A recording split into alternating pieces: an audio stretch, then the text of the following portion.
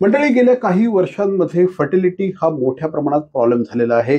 अनेक जोडप्यांना हा प्रॉब्लेम सातत्याने सतावत असतो आणि त्यामुळे फर्टिलिटी या विषयावर बोलण्यासाठी आज आपल्याबरोबर आलेले आहेत डॉक्टर भाग्यश्री चौधरी. डॉक्टर भाग्यश्री, सर्वप्रथम तुमचं ठाणे वर्तमानमध्ये हार्दिक स्वागत.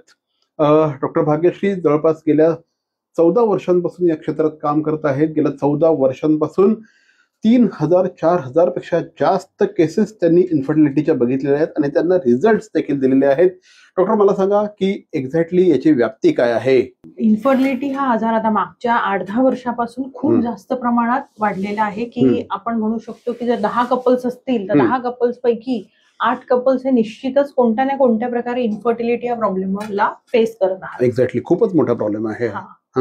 मागच्या 14 वर्षांच्या प्रॅक्टिसमध्ये आधी मला पीसीओडी, एंडोमेट्रियल सिस्ट ह्यासारखे केसेस मला जास्त सापडायच्या, पण आता इन्फर्टिलिटीच्या केसेस खूप जास्त प्रमाणात येतात.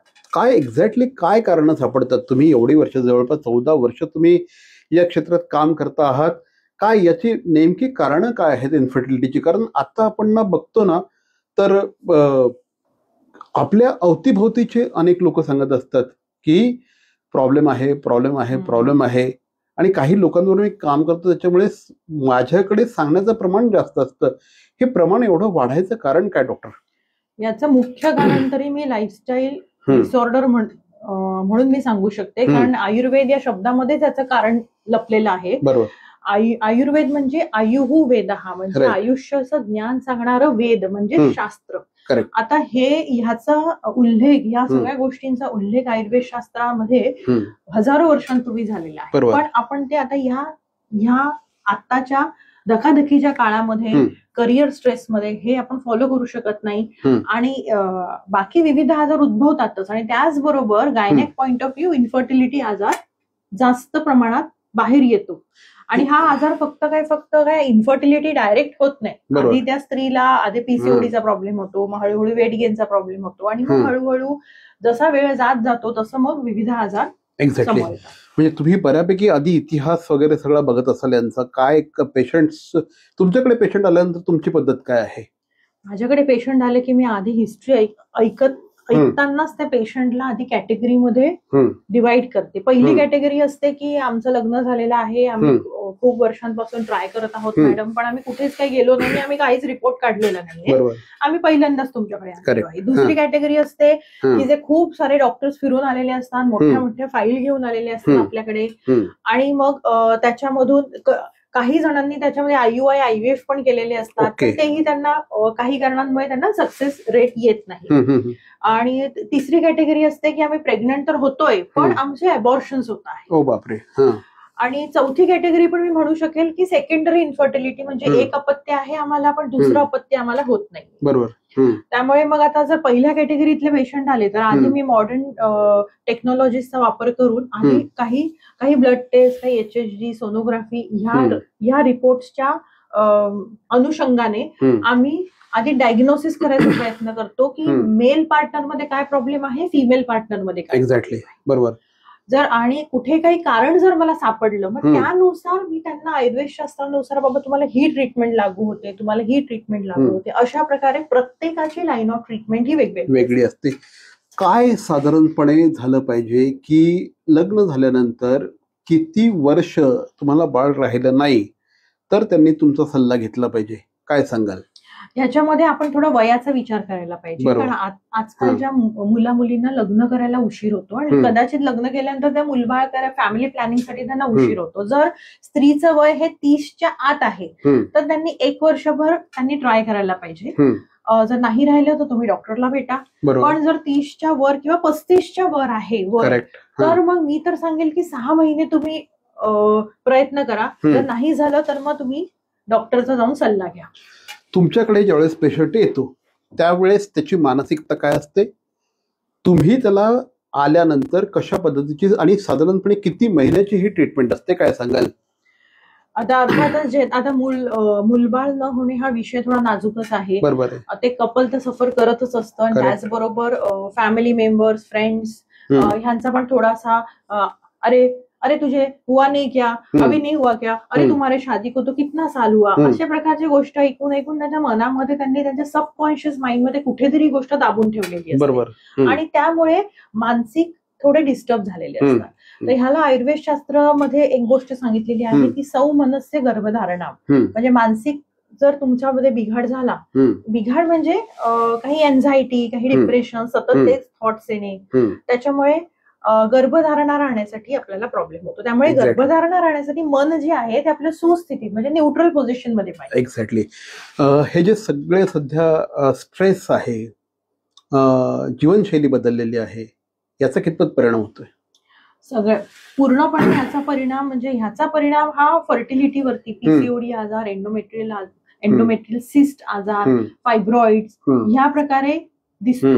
काही गर्भाशयामधले काही दोष असतात, म्हणजे आतमध्ये पडदा असणे, त्याला सेप्टम म्हणतो आपण, किंवा गर्भाशयाचे दोन भाग एकत्र जोडलेले असतात, ते डेव्हलपमेंट होताना ते पूर्णपणे डेव्हलप होत नाही, किंवा फॅलोपियन ट्यूब्स बंद असतात. हे आजार जे असतात हे काही लाईफस्टाईलशी रिलेटेड नाहीयेत, पण हे आपण काही सर्जरीजचा आपण हेल्प घेऊन आपण ते क्लिअर आउट करू शकतो. कारण आपल्याला गर्भाशय पण चांगलं पाहिजे, कारण गर्भाशय हे 9 महिने बाळाचं राहण्याचं घर आहे. एक्झॅक्टली. ज्यावेळेस जवळपास तुम्ही आजपर्यंत 4000 पेक्षा जास्त पेशंट स्ट्रेट केलेले आहेत, टू बी व्हेरी प्रिसाइज 3,500 ते 4,000च्या दरम्यान. सक्सेस स्टोरीज काय तुमच्या? सक्सेस स्टोरीज मी सांगू इच्छिते की ह्यामध्ये एक पीसीओडी रिलेटेड एक सक्सेस स्टोरी आहे. ओके. ती पेशंट माझ्याकडे न्यू बॉम्बेहून यायची. मला पीसीओडी तिचा एवढा सिव्हिअर फॉर्म मध्ये नाही वाटला, मॉडरेट फॉर्म मध्ये होती, म्हणजे मॉडरेट टाईप ऑफ पीसीओडी. तर मी त्यांना फक्त सांगितलं की तुम्ही वजन कमी करा आणि घरच्या घरी डिटॉक्स घ्या. त्या पेशंटने 3 महिन्यामध्ये जवळपास एक 7 किलो वजन कमी केलं आणि लगेच 4थ्या महिन्यामध्ये ती पेशंट प्रेग्नंट राहिली. म्हणजे बऱ्याचदा जो प्रॉब्लेम असतो ना हा इन्फर्टिलिटी नसतो, बऱ्याचदा दुसरे काहीतरी प्रॉब्लेम असतात. ते प्रॉब्लेम जर का व्यवस्थित ट्रीट केले गेले तर यू कॅन बी फर्टाईल, म्हणजे तुम्हाला बाळ सहजरित्या होऊ शकतं. आणखी काय सक्सेस स्टोरी? अजून सक्सेस स्टोरी म्हणजे लो एमएच, म्हणजे अंड्यांचा रिझर्व कमी होणे. तर पेशंटचं वय होतं 39 वर्ष. आता अर्थातच 39 वर्षामध्ये एमएच कमी होणार, पण एमएच कमी असलं म्हणजे याचा अर्थ नाही की अंड नाहीच आहे. आपल्याला काय प्रेग्नंट व्हायला एक चांगलं क्वालिटीचं अंड पाहिजे. बरोबर. तर मी त्यांना समजावलं आणि त्यांचं एक ठाम होतं की आम्हाला आयुर्वेद शास्त्रानेच आम्हाला प्रेग्नंट व्हायचं. बरोबर. त्यांच्या ट्यूब्स वगैरे मी चेक करून घेतले, ट्यूब्स ओपन होत्या दोन्ही पण, त्यामुळे त्या अजून पॉझिटिव्ह साईडकडे गेले. त्याच्यानंतर मी शास्त्रशुद्ध बीज संस्काराचा वापर केला आणि फर्टिलिटी बुस्टर्स इंटरनल मेडिकेशनद्वारे देऊन त्यांना मी ट्राय करायला सांगितलं. बीज संस्कार बद्दल तुम्ही बोलत, ते एक्झॅक्टली काय थोडक्यात सांगा? बीज संस्कार म्हणजे पंचकर्मांचा वापर करून, शास्त्रशुद्ध प्रकारे वापर करून आपण शरीर डिटॉक्स करून घेतो. ओके. म्हणजे शरीरामधले टॉक्सिन्स निघाले तर मग शरीरातली सिस्टीम चांगल्या प्रकारे काम करते. ती सिस्टीम चांगल्या प्रकारे काम केली की आपल्याला रिझल्ट येतात. एक्झॅक्टली. आयव्हीएफ बद्दल बरंच काही बोललं जातं. आयव्हीएफ सक्सेस होण्यासाठी सुद्धा आयुर्वेदाची ट्रीटमेंट आधी घेतली तर कदाचित आयव्हीएफ ची सक्सेस वाढू शकते, तो रेट वाढू शकतो, याविषयी सांगा. हा, आता ही गोष्ट अगदी तुम्ही बरोबर बोलला. काही पेशंट्सला हे आयव्हीएफच घ्यावं लागतं. म्हणजे जर तुमच्या फॅलोपियन ट्यूब्सच बंद आहेत, खराब आहेत पूर्णपणे, किंवा मेल पार्टनर मध्ये खूप जास्त काही प्रॉब्लेम आहे, तर मग आपल्याला आयव्हीएफचा सपोर्ट घ्यावा लागतो. तर ह्याच्यामध्ये वूम डिटॉक्स म्हणजेच पंचकर्माचाच काही त्याच्यामध्ये वापर झाला. तर पण ह्याच्यामध्ये त्या पेशंटच्या प्रकृतीनुसार कोणते टॉक्सिन्स वाढलेले आहेत, त्यांची मानसिक स्थिती कशी आहे, ह्या सगळ्या गोष्टींचा वापर करून पंचकर्माचा योग्य वापर आयव्हीएफ साठी आणि त्याबरोबर फर्टिलिटी बुस्टर्स याचा वापर केला की आयव्हीएफ सक्सेसफुल. मॅडमची जी प्रॅक्टिस आहे ही ठाण्यामध्ये प्रॅक्टिस आहे, पण ऑनलाईन कन्सल्टेशनद्वारे त्या पूर्ण महाराष्ट्रात, देशभरात आणि अगदी परदेशात देखील तुम्ही कन्सल्टेशन देत असतात, त्याविषयी सांगा.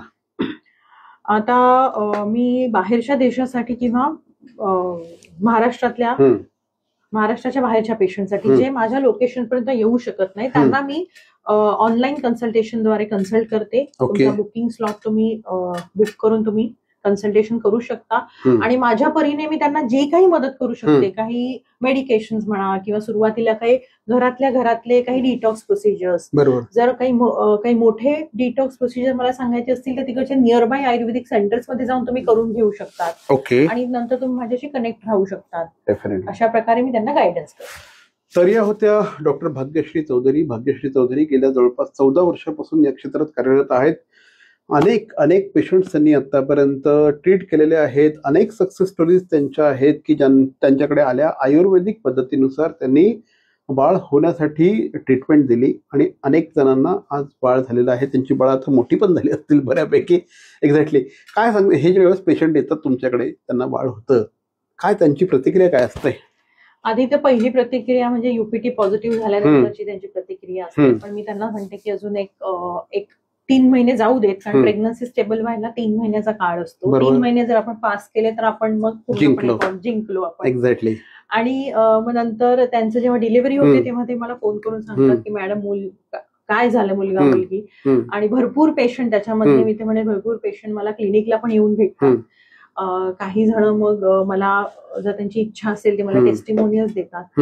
ह्याद्वारे पण हे सगळं बघून मी एक सांगू इच्छिते लोकांना की जे पूर्णपणे विश्वास ठेवून पूर्ण फॉलो करतात ती गोष्ट, त्यांना 100% फायदा होऊ शकतो. बरोबर. नैसर्गिकरित्या तुम्ही प्रेग्नंट राहू शकता किंवा IVFच्या मदतीने तुम्ही प्रेग्नंट राहू शकता. पण जर तुम्ही योग्य आणि प्रॉपर वेने जर तुम्ही फॉलो केल्या सगळ्या गोष्टी, त्याबरोबर जर तुम्हाला वेट लॉसची गरज आहे, तुम्ही वेट लॉस कडे पण लक्ष दिलं तर तुम्हाला खरोखर प्रेग्नन्सी ही पॉझिटिव्ह रित्या तुम्हाला मिळू शकते आणि एक हेल्दी बाळ तुमच्या हातामध्ये येऊ शकतं.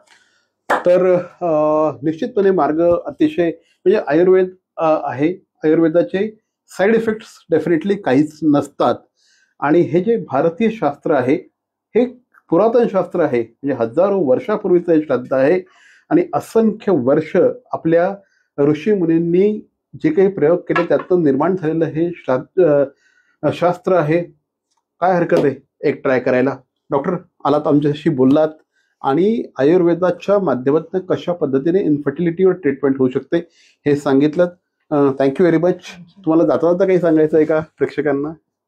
प्रेक्षकांना मी फक्त हे सांगेल की तुम्ही मी पहिल्यांदा बोलली आयुः वेदः, आपण आयुष्य कसं जगत आहोत, आपण बायोलॉजिकल क्लॉकला आपण डिस्टर्ब करत आहोत का? म्हणजेच काय, आपण रात्री 10 ते किंवा मॅक्सिमम 11 वाजेपर्यंत झोपून जायला पाहिजे आणि ब्रह्ममुहूर्तामध्ये उठायला पाहिजे, म्हणजे सकाळी 6च्या आधी तरी उठायला पाहिजे. एवढं तुम्ही फक्त चालू करा तुमच्या आयुष्यामध्ये, तुम्हाला खरोखर तुमच्या डेली रुटीन मध्ये फायदा दिसेल. आणि मोबाईलवर जरी शूट करत असलो तरी मोबाईल थोडासा बाजूला ठेवा, डेफिनेटली फायदा होऊ शकेल. पण आमच्याशी बोलत त्याबद्दल धन्यवाद. थँक्यू.